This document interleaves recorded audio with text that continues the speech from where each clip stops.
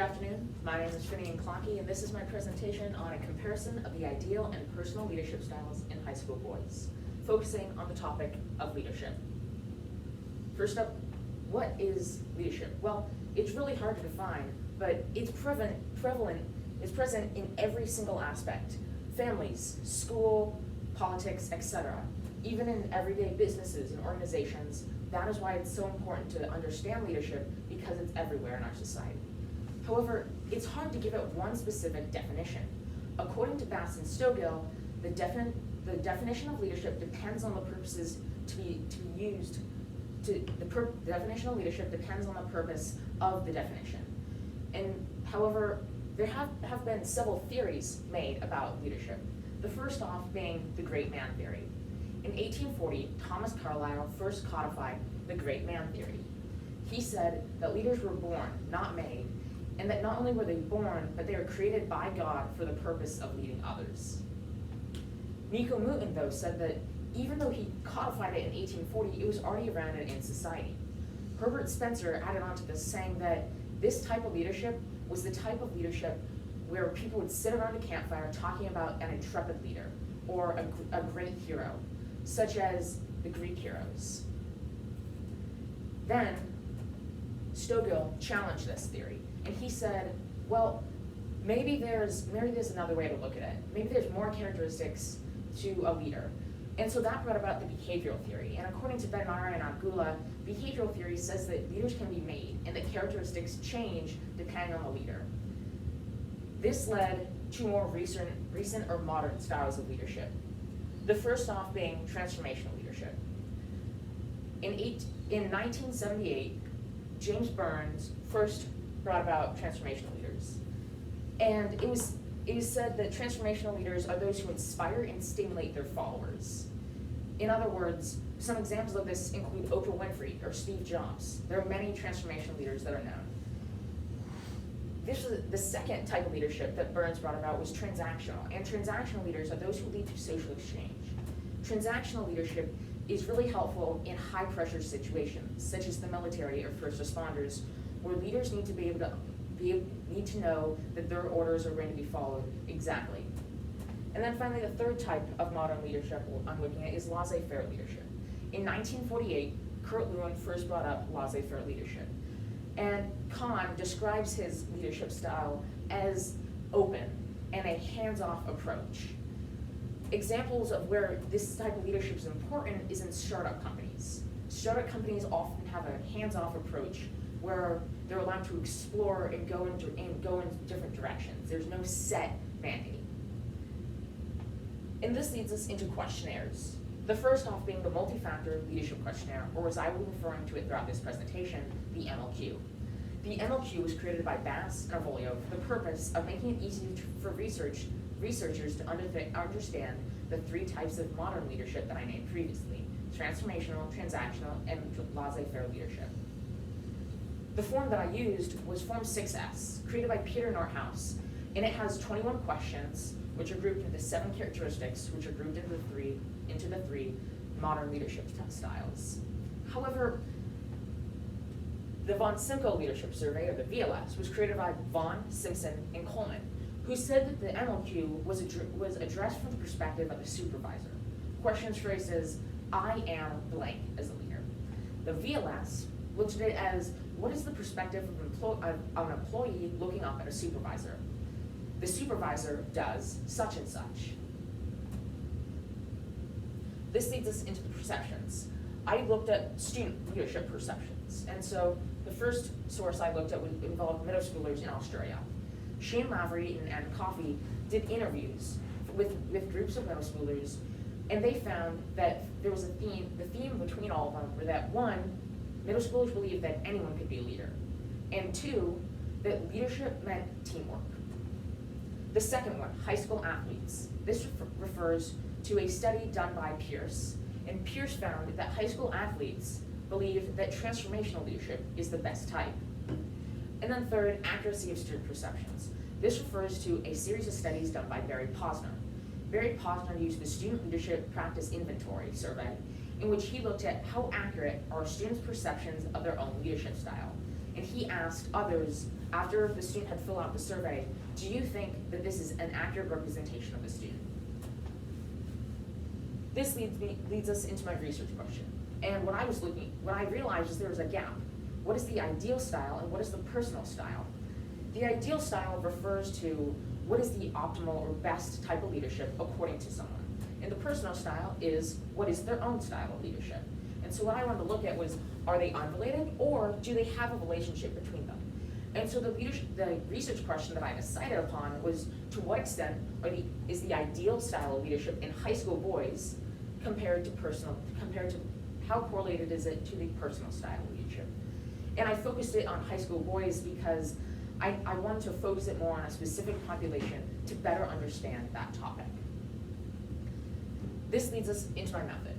I was looking at two different types of method. First being the survey, and I knew that it would provide me with a lot more responses than an interview, but then less details. And as I stated, I was considering an interview as well. But I knew that would provide me with less responses and more details. I ended up deciding to go with a survey. I made that decision because a survey would allow me to gather more responses in a condensed time frame, as I was limited, and also it allowed to gather, through the more responses, I could provide more credibility for my research. Then I decided to go with the MOQ. The MOQ, I needed to address this survey from the perspective of I am blank, not the supervisor, or not the employee says the supervisor is such and such. However, I took aspects of the VLS, mainly being the ideal style. I asked, a leader should do blank, and I adapted the MOQ personal questions, I am blank, from that. And so I had both aspects, ideal and personal, in the survey. And then the third section was demographic and perception questions, asking your normal demographic questions, as well as, do you think you are a leader? Do you think anyone can be a leader? To determine, to be able to compare later on. And so I gathered 207 respondents, with the plurality, or 79 of those responses, being sophomores. This leads into the analysis. The first step I did was grouping the questions by their characteristics, the 7 characteristics that go with the leadership styles. And I exported that into IBM SPSS Statistics, a data analysis package that would allow me to do deeper analysis. And so the first step I did there was I looked at the means of the characteristics, and I looked at the ideal and personal sides of them, and then I did the correlations for them. Then I looked at the perception questions, and I compared those to the means of the characteristics. And so this is what I found. First, this column here is when I did the correlation, so ideal and personal. The closer coefficient value is to 1, the stronger the correlation. And then the significance level, the closer it is to 0, the greater the significance. And so as you can see, this is a very strong correlation. Means of ideal and personal leadership characteristics. This is just a graph showing the means of the ideal and personal characteristics. Ideal being blue, personal being red. Next, belief in leadership capabilities versus introversion and extroversion. Looking at the question, would you call yourself a leader? Yes, blue, red, no. And so most people who call themselves leaders are extroverts. Then looking at the same question, would you call yourself a leader, but looking at another question, are you recognized as having an official leadership role? Most of those who said they do have a leadership role said that they were leaders.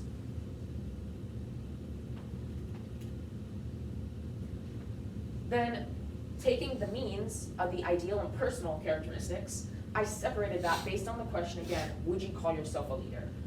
Yes, and then no, mean characteristics. And so what I did is I subtracted the no values from the yes values to get this difference on the right-hand column that I'll explain later. Then I looked at 3 perception questions. Would you call yourself a leader? Do you have an official position? And do you think that to be a leader, you need an official title? And most would call themselves leaders. This brings us into the discussion. The correlation between the ideal and personal styles. My research question was asking about this, and I realized that according to this data, there is a very strong correlation between the ideal and personal styles of leadership in high school boys. transformational leadership is valued more. When looking at the means of the characteristics, I realized that overall, the transformational leader characteristics were higher on average than laissez-faire and transactional leaders. And when you look at the difference between those who are leaders and those who do not believe themselves to be leaders, when you subtract those and get that difference that I was talking about in my results, those who call themselves leaders value transformational leadership more. And this goes along with what Pierce found in his high school athletes study, where high school athletes believe transformational leadership is the best. Extroverts equal leaders. The data, the results that I had seem to suggest that extroverts believe themselves to be leaders and be better leaders. However, when looking at a study done by Tom Hinckley at Liberty University, he said that when taking into account all the different variables, introverts and extroverts were not better than one another. And so looking at this, it is simply, I had to ask, what could this mean? And so a conclusion that was taken from this is that based on the questions, extroverts see themselves in a different light than introverts, allowing them to answer the questions differently. Everyone can be a leader does not mean that everyone is a leader. Though a majority believe that everyone has the ability to be one, they did not always believe that they were one. And so this shows a disconnect between the ideal and where people currently are.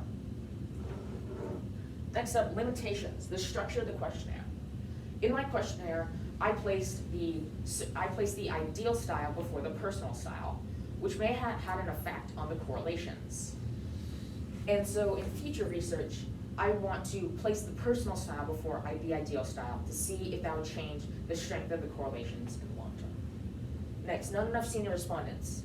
As I said in the survey, I have received 207 respondents. However, only 13 of those were seniors.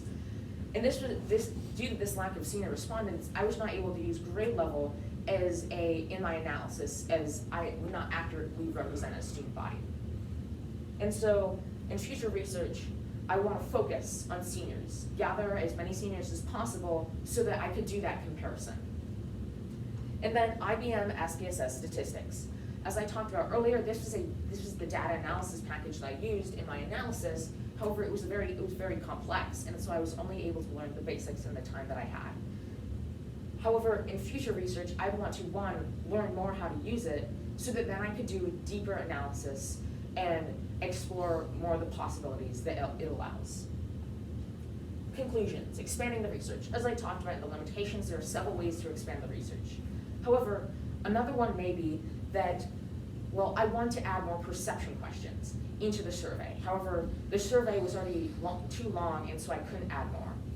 In future research, I want to add questions such as, do you think that the great man theory is still a feasible or viable option for leadership in the 21st century?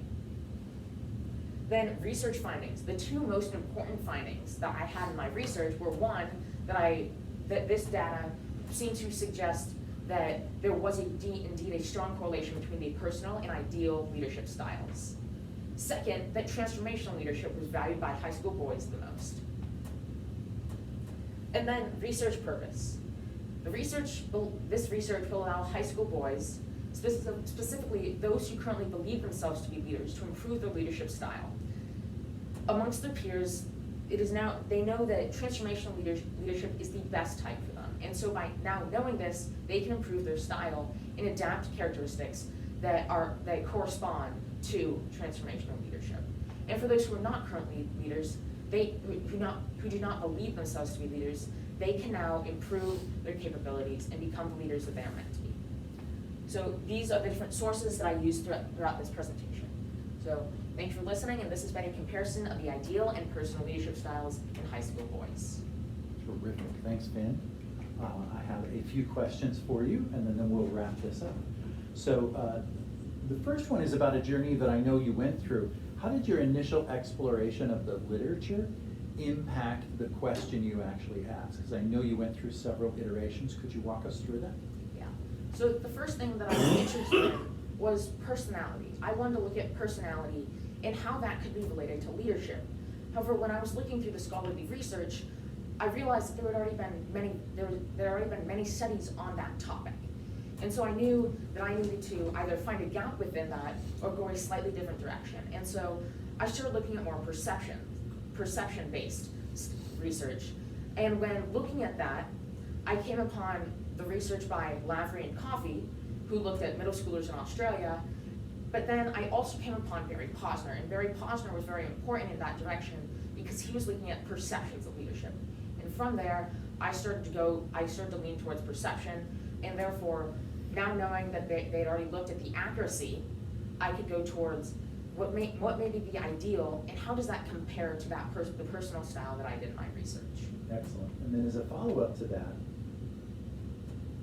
how did the limitations of the method you chose influence your new understanding? How did the limitations truly limit that understanding at the end? So I would say the main limitation in understanding it would have to be the senior respondents.